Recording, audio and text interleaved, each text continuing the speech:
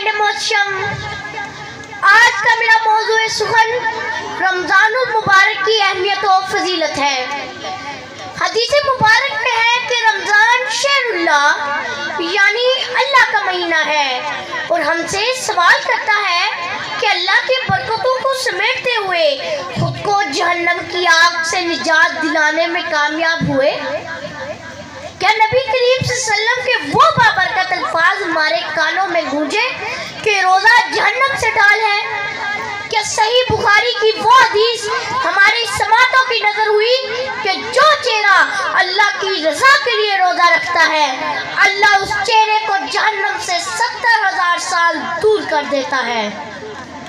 کیا جب افطار کی لذتوں سے ہم کنار ہوئے تو کیا خیال رکھا کہ تمہارے ارد گرد کوئی بھوکا تو نہیں؟ کیا جب تراویح کے لیے مسجد کا رخ کیا تو کیا دل اس بات پر آمادہ ہوا